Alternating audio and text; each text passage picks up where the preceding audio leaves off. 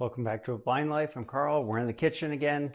Today, I'm going to teach you how to make some bold, zesty, pickled carrots.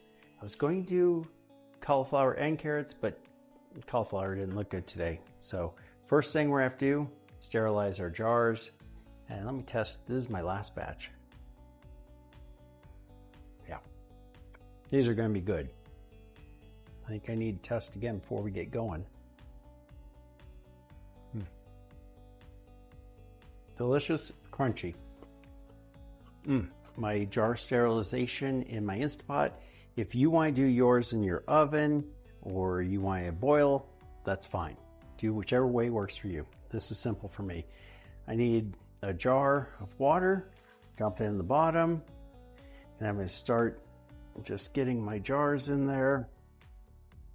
And then for my lids, I just tuck them around wherever they'll fit.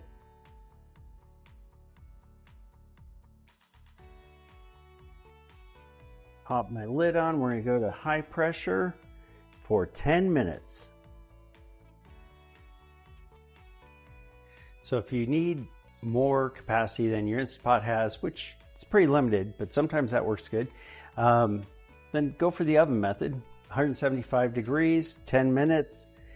Get your jars all nice and sterilized because we don't want to be growing bacteria. That's the whole reason we're doing this. Heating up the jars. It's really helpful if you're only using one size of jar because we want to be cutting these so that our carrots or your vegetable, if you're doing other veggies, come up to right about the start of the taper, and we're going to be packing these in there. So now it's just time to go ahead and chop them up and make them into sticks. Okay, now we're going to make the brine. This is really simple. I'm making a bigger batch, but I'm going to be telling you the ratios to make a smaller batch. Your ratio is 1 cup of vinegar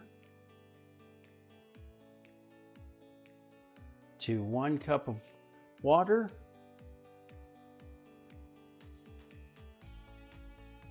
We'll get the heat on.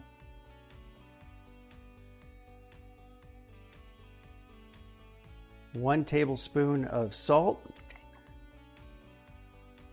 If you've got kosher or something, throw it in there. 2 tablespoons of cane sugar. This is going to help balance out that vinegar and bring you you got to hit balance. Pickling spices. Another tablespoon of that. And then with pickling spice, you also can do some additions to how you want things to taste. So I'm going to add a little extra celery seed and a little crushed red pepper for mine because I like it a little spicy. I know it doesn't surprise any of you. Then we're just going to stir this up until we get all the salt and the sugar dissolved. Should take about a minute. It's not going to be long. We're going to be ready. All right. These are all heated up, so I'm ready to go. Get them out. I have the most sensitive hands to hot things, so I have glove for this. I don't know why. I can do cold. Hot bugs me. Why is that? But we're going to pack our carrots in here, and I mean pack them in. We want them to be tight because we want them to stay submerged. So if when you were cutting, you were thinking, oh, this little one's not going to really work, those little ones come in handy once you get that jar pretty full. Like I'm getting pretty full now, so I'm going to start taking some of my smaller pieces and get them jammed in there. Oh, I'm done. When they don't fall out, you're full enough. Woo. I find that if I do this over a baking sheet that has edges to it, then I'm less likely to make a mess. If I do make a mess, it's easier to clean up. So you're just going to fill it up until your carrots are covered and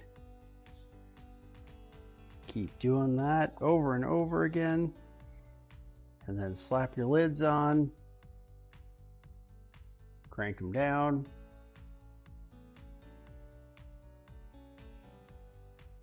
So once you've got the lids on there and you're finished this whole process, you need to let them cool down to like room temperature. Then we're gonna put them in the fridge. And now is when the most difficult part of this recipe happens. You have to wait for a couple days, probably about 3, for them to really get super good. And that's hard to wait. So you need to, after your first batch, plan ahead. Don't run out. That way you can eat some before your other ones are ready.